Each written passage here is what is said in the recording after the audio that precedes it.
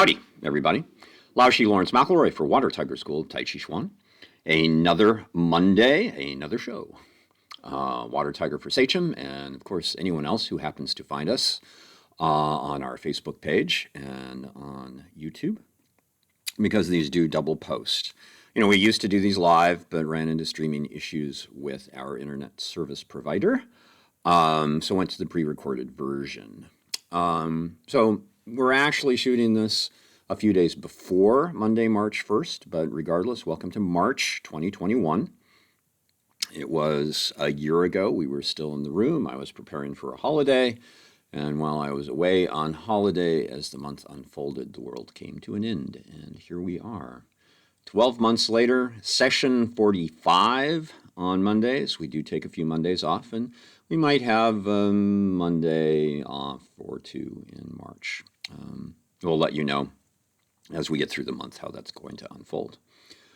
Speaking of the things that brought the world to an end, I just like sharing, this kind of information. February 24th, Suffolk County on Long Island in New York State in United States of America. The daily rate for the 24th was 3.4% infection rate. The 7-day average on the 24th came out to 4.2. And hospital beds availability. Now, you got to remember there are still other things going on. So, it's not all C-19 that takes the beds away. But there's 25% of the regular beds available and 22% of the ICU beds. Yes, a lot of people are getting the vaccination, but that does not mean we can give up on the 3 W's. Wear a mask, watch your space, wash your hands. So keep doing those things. So there you go. Not a lot. I mean, the studio's still going, and I have actually, and maybe I announced this last week. I can't remember if it was in last week's video or not, but I have been contacted about possibly booking an actual in-person session as the summer unfolds with one of the public class clients in an outdoor space. Physical distancing, masking, and smaller class size all will be put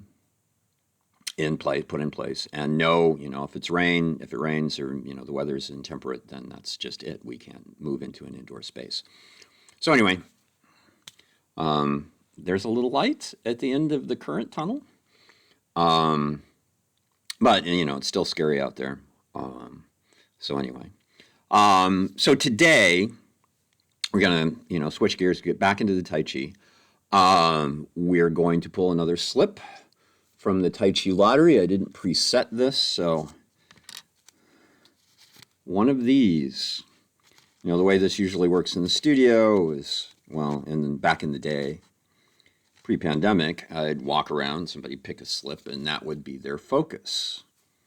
And we've covered a bunch of these since we started doing this. This first was for West Babylon, soon after we started at the end of March last year, and that was the drunken approach. I'm going to give up trying to find today's approach in these slips. And it's a long list because there are a lot of slips. So I'm not going to try to fake memorizing these. So you can go back. They're still on the Facebook page. And there are also most of them, though not all of them, uploaded to YouTube if they were from an actual live session. So the last couple probably aren't available on YouTube yet, but we're getting there. Won't be long before we're all to the pre-recorded, and there won't be any a new Water Tiger for Sachem. But anyway, Molasses was the second we did. That was for Sachem on May 4th. The West Babylon with Drunken, by the way, was March 31st of last year. Dalton X, yeah. You have to watch it to know what that means. West Babylon on May 19th. Minimal for Sachem on August 24th. Quicksilver, that went by fast. Sachem, September 28th. A short time ago. Now we're all in Sachem. October 26th. Mr. Roboto on November 16th. And today we're going to be round. Like, the circle back there, in circles, the tiger ideogram. Now, if I were to move a little to my left, you're going to see, oh, he's got something new on the wall over there. And then deeply to my right, oh, there's something else back there too. So yeah, I'm sort of dressing up my space. Hey, it only took a year, a little bit more than I have. I think our first live, the banner wasn't up. And then after a while, when the banner was up, finally, I brought the swords in. Now, these two things, I just want to point them out because, they sort of make me happy. Plus one is Sachem related. See who that is? See who that is? See who that is? There's kind of a reflection there.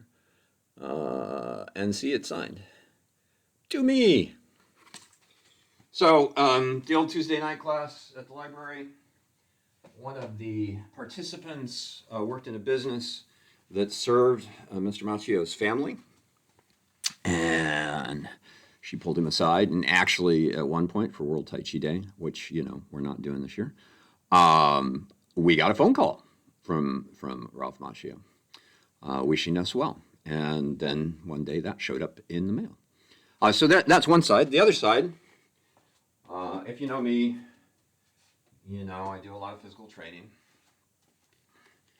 And I spend a lot of time with this guy. Oh, look, there's my name again. And there's Tony's signature. These, by the way, are pretty good. Tony Horton's 11 Laws That Will Change Your Life. But also, he recently gave me a hat. I'm not a hat person very much, but I do like my hat. But anyway, the 11 Laws That Will Change Your Life. Do your best and forget the rest. That's a favorite. I use that a lot in the room and remotely. Find your purpose. Have a plan. Variety is the spice. Hey, that's the theme under which Tai Chi Lottery falls. Oh, by the way, that number 4 goes on a little bit longer. Variety is the spice of ... everything. Consistency reigns supreme. Number 6, crank up the intensity. Number 7, love it or leave it. Number 8, get real. Number 9, find a balance. Number 10, stay flexible. And number 11, recharge, recover, relax. So there you go. My little background decorations. And we'll get into the meat of this thing. So we're going to start with a little aerobic warm-up, as usual, because we're going to do some stretches. A little upper body thing, a little lower body thing, and we'll get into the meat of the round. They say in your Tai Chi you're supposed to find the straight in the round and the round in the straight. Well, we're going to really focus on the round part of our movements and really circular and feel the roundness and the bows in the body between the legs, the sunken chest, the rounded back, and all those things. So I'm just going to start with a little shake.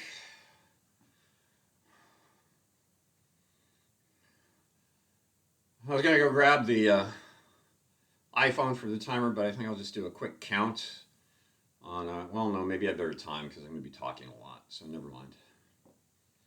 It's live, folks. Here at the Water Tiger School / Lawrence McElroy space.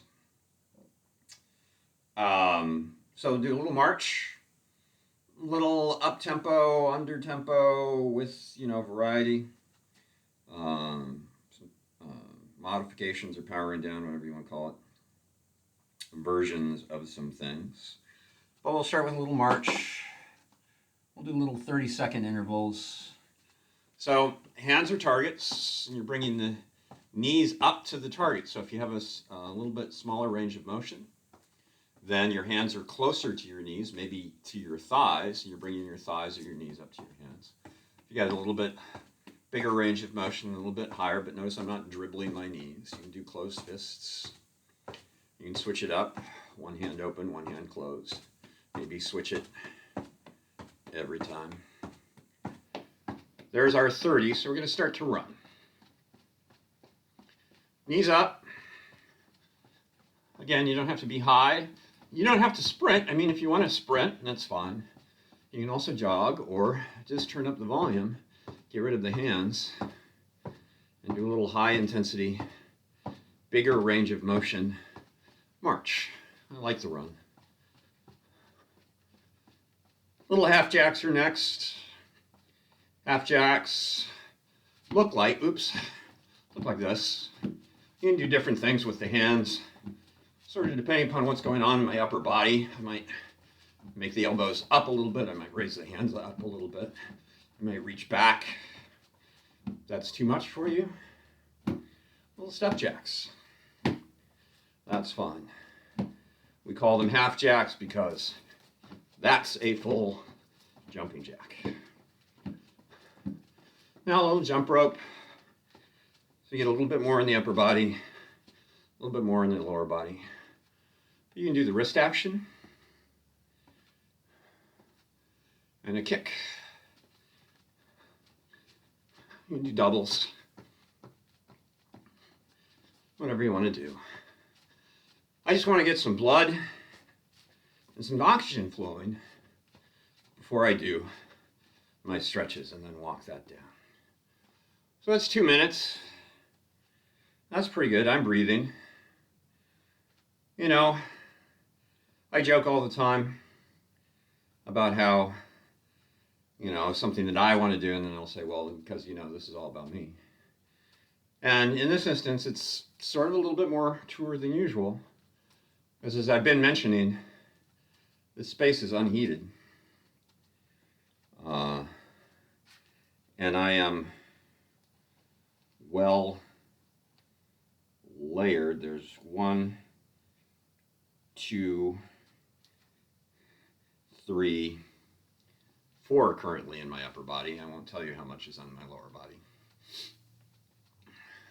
And wool socks, right? So I don't want to do a stretch down here until things are warm. And our first stretch are arm circles, but they're a little non-traditional. This guy out there, Peter Egoscue, designed a whole bunch of different movements that did specific things for your body.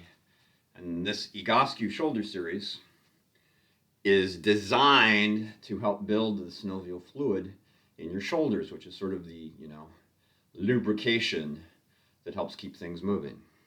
Got a very important hand position. See that? Thumb out. Pads of the fingers to the base of the fingers, not in the palm of the hand, but the base of the fingers. The thumbs are driven forward. So the first 2 are hitchhikers.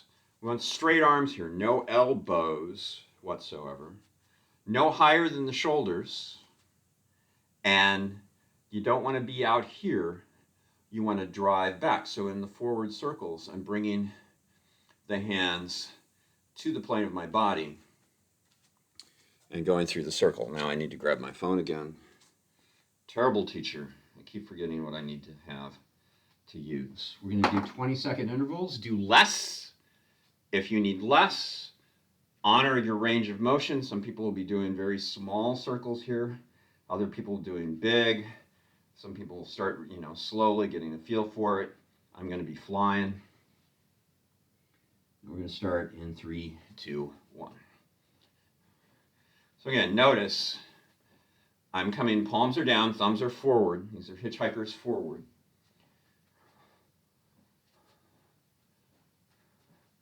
Now, I do this a lot if I have a little shoulder strain, because it clears it back up. And now, turning palms up, thumbs back, hitchhikers backwards. We're going to start in 3, 2, 1, go. And again, driving mostly behind you, no higher than the shoulders. I'm not coming up here, I'm not coming out there.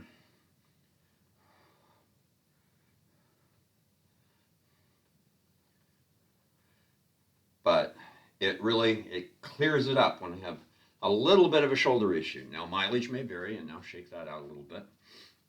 Last is butterfly. Same hand position. I'm going to take those hands, palms forward, bring the knuckles to my temples, thumbs down.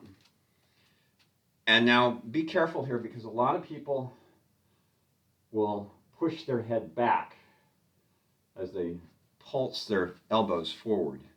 You want to keep the head in the same place to really get everything you can out of this. And the idea is as close together as you can, as far back as you can. I'm going to start in 3, 2, 1, go. So hopefully my head isn't pumping because I told you not to do that. But if you can bring them together, great. Reach far back. And then if you can build a little speed, more power to you. 3, 2, 1. There's your Egoscue shoulder series. You have hitchhikers forward. You have hitchhikers back. And you have butterfly. Bingo. Lower body. A little stuff at the wall. Hopefully the white walkers won't break through while we're using the wall. I'm going to move my chair. Well, I don't really have to move my chair right now. So what you want to do, it's a little, with the angles and that sort of thing, it's going to be weird. But I'm going to start, I want my heels on the ground, and come over here for a moment so you can see what I'm doing. I'm going to lean into the wall with my heels, driving my heels down and back and into the earth. So I get a good distance here. And first I'm going to go with both feet down.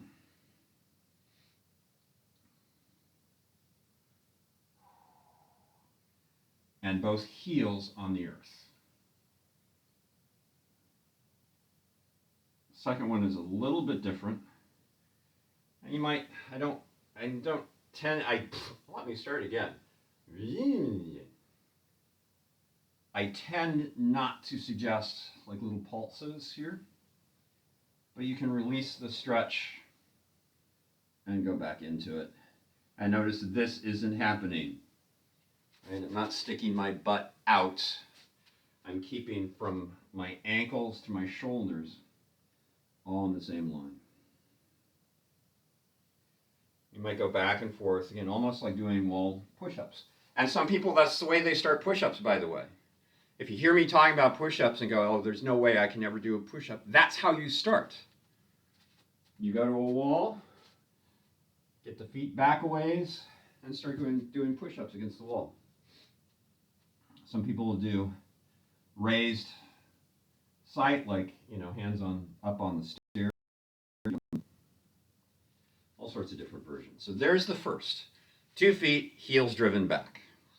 Second, again, I'm going to use the wall, but I'm going to start here, is sort of a runner's stretch kind of thing. Now here, I don't quite have my back heel on the ground, so I'm working on straightening that leg and driving the heel down and back. By the way, as you can probably guess, this is kind of putting a damper or a chill in my hands because of the wall here. Now my heel's very close to the ground. I can get a little bit farther back. But notice my shoulders, hips, and ankle are still all in the same line. I'm not kipping forward. Driving that heel down and back while I'm pressing, holding myself into the wall. And same thing here. I can release that and go back down. Hey, that made a difference. My heel's on the ground, so now I'm going to lower everything down like I did with 2 feet. There's one side. I did the right first. Find the right spot. Hopefully I won't slide.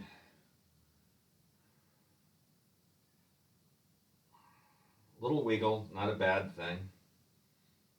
Release, press down. Oh. Moaning is acceptable, obviously.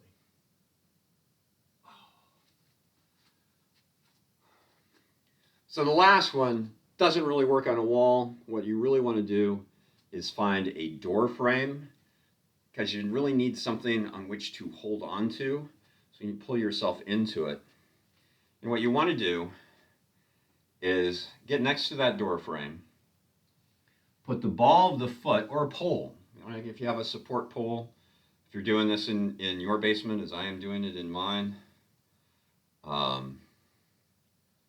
you can use a support pole, right? And hold on to the pole to pull yourself into it. Because the idea here is, say this is a wall, to do this and then pull yourself toward it to put a whole different world of hurt, in a good way, on your Achilles tendon, your calf, into the back of your knee, and even up into your lower hamstring. So it actually worked a little isometrically, pretending to do it against the fan. I don't know if I can't really pull on the conduit. I'm going to do the other side here.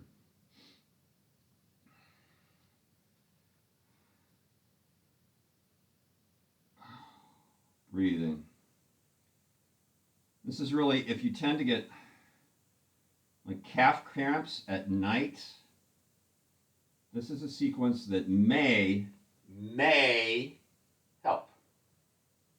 But be careful, because it may also do the opposite and exacerbate your nighttime calf cramps. Go ahead and shake that out. So there's your little lower body. So Egoscue shoulder series, and then different wall stretches. Can't do that with both feet down, but I can do it. I can do the fake thing there. So what we'll have to review. Oops, that's the wrong bottle. A little bit of the Tai Chi stance and Tai Chi walk, and at least one posture. Our go-to posture this entire series has been Parting Wild Horse's Mane, and it's actually a good one for round, because there's a lot of roundness already in it, and it's, I don't want to say easy, but relatively easy to accentuate the roundness. But first is our Tai Chi stance. I have my blue lines. My blue lines are taped out at where the drop of my shoulder is, not the outside of the delt, but the drop of my shoulder. I am going to remove a layer, because we did our little aerobic warm-up. We did our stretch. I'm a little bit warmer than I was when we started recording. So this week's t-shirt is another hike back into the past, when we used to do fundraisers for St. Jude. We do Tai Chi demonstrations at La Live After 5 in Patchogue on Long Island in New York State during the summer. And we'd actually do Marathon Tai Chi as a fundraiser, and we'd have people sponsor us. We did that for a number of years. But anyway, so shoulder wide, where the drops of the shoulders are, should split the heels in half.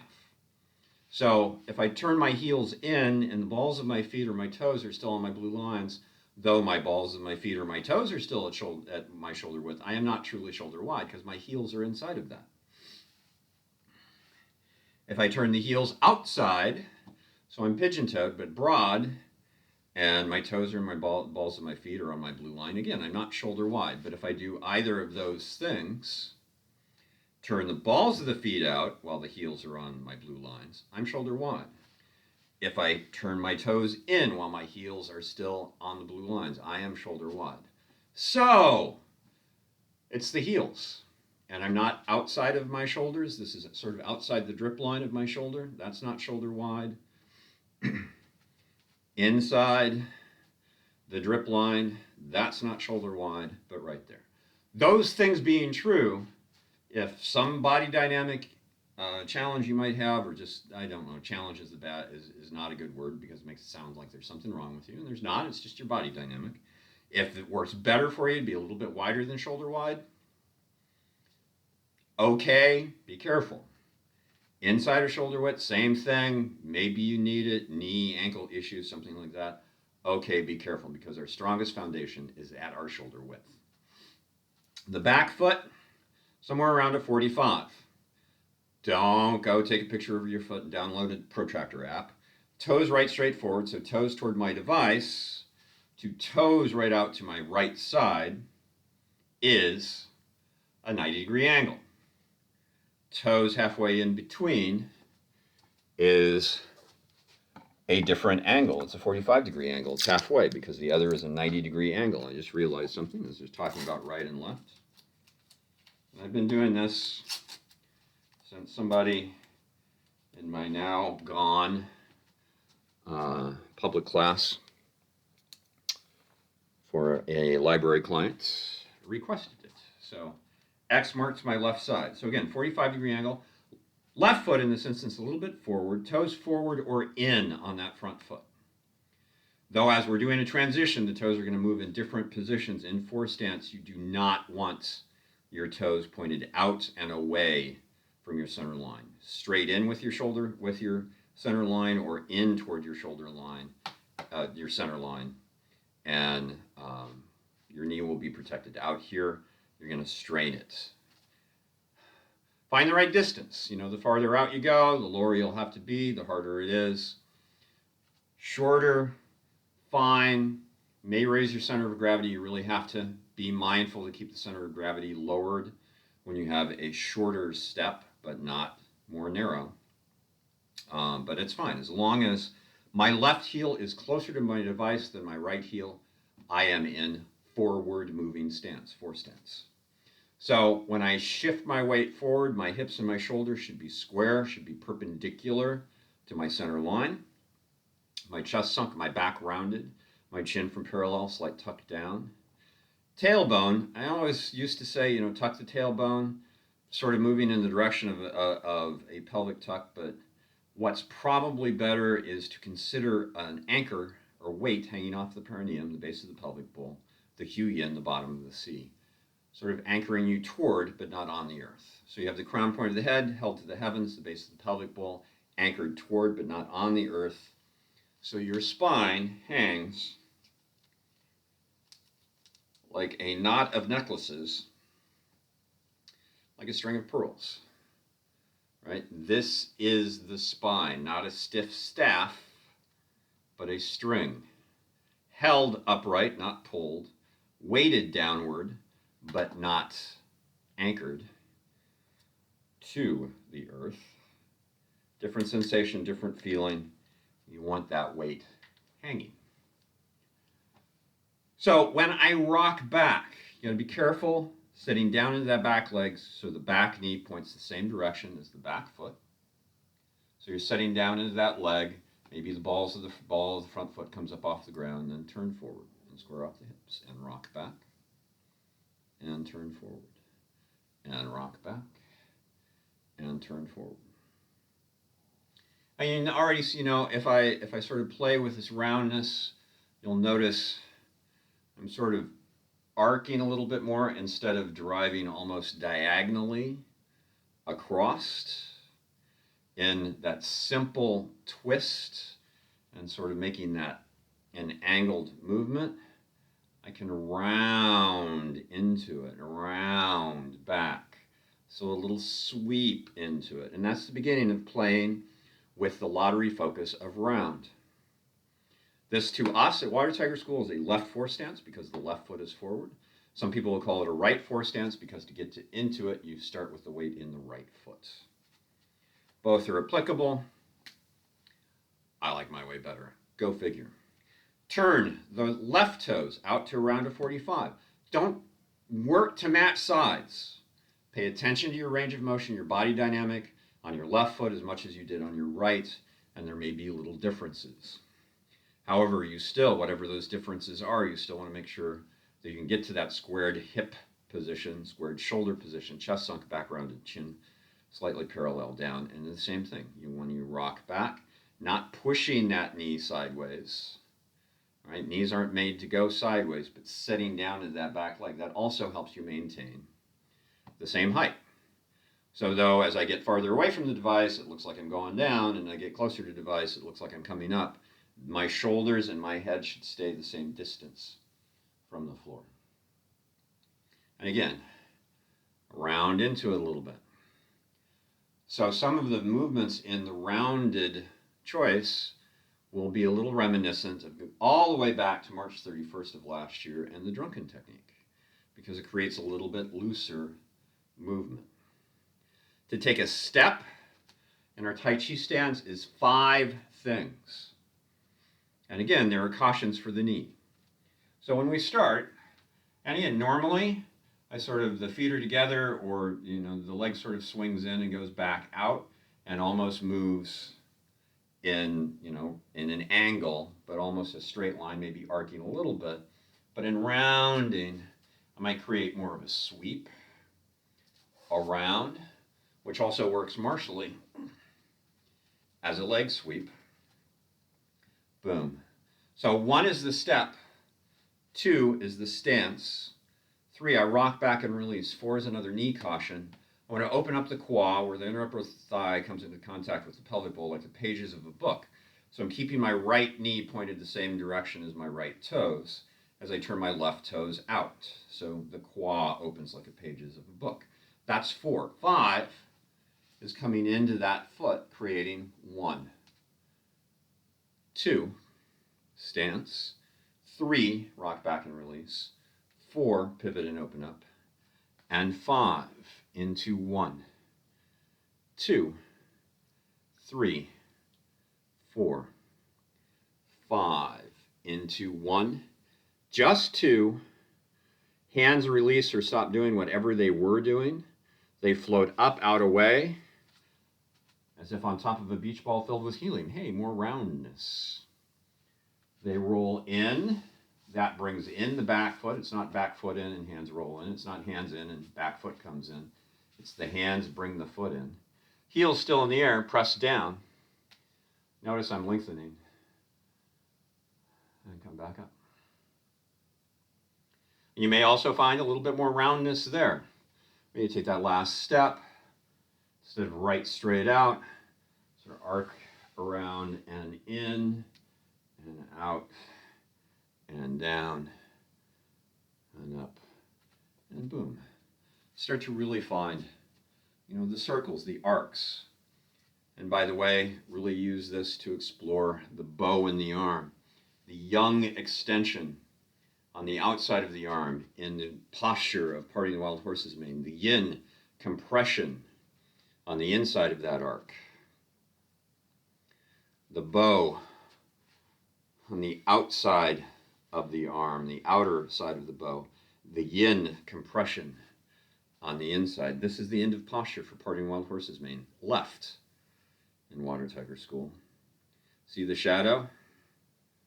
Round. Boom. And this arm, maybe even round it a little bit more. I usually have the elbow is open, but the arm is very close to regular extension. Maybe I'm going to create a little bit more of that roundness, like the stability ball you can just barely see over on the right side of your screen. Could fit on the set on that arm. So just as a Tai Chi walk, there are 5 things to get us from one horse's mane to another. We have the ball. Again, see the roundness. Don't necessarily need to make it bigger. That would actually probably hinder the roundness of the ball. The ball is the size of your torso. Top hand, somewhere around about chin height, maybe into the neck. Not too low, not up in the face. Lower hand, notice, right about, no delicate way to put this, at about pubic bone level. Boom. So that is, we're moving into forming the ball is 5. And by the time the ball is formed, ideally, the foot is down. And notice again, that sweep. That's 1. 2, hand at the top of the ball, elevator down, hand at the bottom of the ball, elevator up. Fingertips may brush if you've never done parting wild horse's mane together, so the hands end in the correct position. Now, I did a little bit of rounding there, but not much, because I want to get the posture in first. This is 2. This is the stance. This is the posture. 3 on the rock back, the hands release. We know the left hand's going to go to the top of the ball, the right hand's going to go to the bottom. So on the release, they start moving in those 2 directions. 4, remember the protection of the right knee, opening up like the pages of a book. Hands start to form the ball as you pivot. And 5, coming in to form the ball, and ideally by the time the ball is formed, the right foot is down. My eyes ideally sort of this way, almost perpendicular to my torso, not here while you're doing the walk yourself. But of course, yes, probably there, so you can see what the heck I'm doing. And 2, moving into the stance. 3, rocking back, hands opening up. 4, now I'm starting to get into the round, dressing it up a little bit more. On 1, maybe I want to round in and out. 2, big sweeping motion. 4, 4, 1, oops, 2, 3 was the rock back, 4 is the opening, and I'm really dressing up all the circles of the joints. 5, moving into the ready, and 1, 2. Now I started with a step to the left. 3, 4, 5, 1, 2. No 3, 4, and 5, a little casual close. So my motions are my motions. It's the way that I am finding my roundness. There are various ways to find the roundness. Now the idea, keep in mind, with lottery, I'm just going to check the time. Keep in mind, with lottery, that some people will say, oh, you want me to play and focus on being on the roundness. And then their form, their play, their walking exercise won't look any different than any other time. And I'll, pull them aside and say, hey, what's going on? I don't see any roundness. Well, the idea was just to focus on what was round, right? Well, that's what I was doing. I was just playing and focusing on where the roundness was. Like, no, we want to accent the roundness. Bring it out. Make it more obvious. And then be able to tone it back down into our regular play.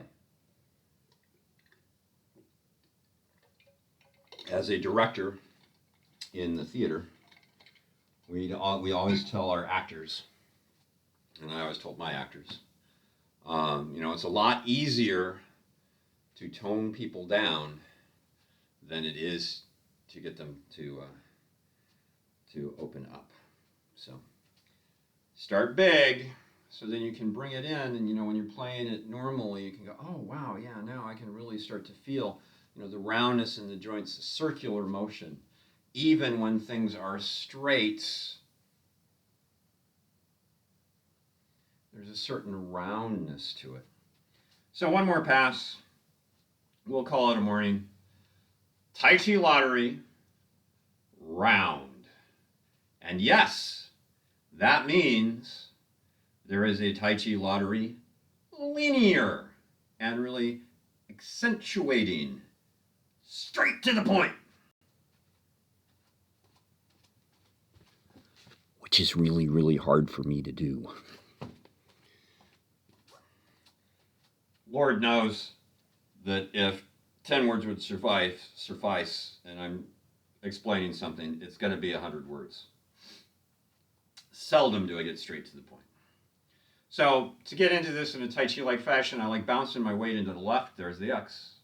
So I bounce the weight into the left, free up the arms, turn that right foot out to the 45, start forming the ball. Bring in the roundness. In here. Hopefully don't lose your balance. Boom. And then really rounding posture. 2, 3, 4, 5, 1. I almost said 6. Rounding in and down and out instead of this sort of elevator down. Instead of right straight up, fingertip to fingertip. I'm doing this cross. 2, 3, maybe even arcing back. You know, normally it's a little freer and going headed almost, you know, a little abbreviated arc into the spot. Maybe I'm going to sweep around.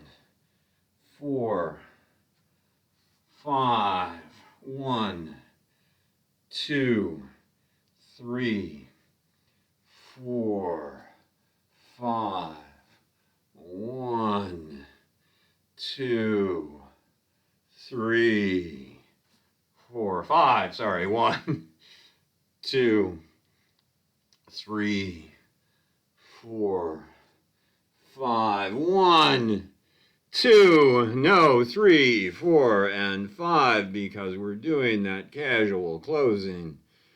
Boom. So have fun with it. Doesn't matter what the posture is. You can be doing repulse the monkey. And playing with rounder movements. You'll be doing brush, knee, step, and strike, which is already pretty round.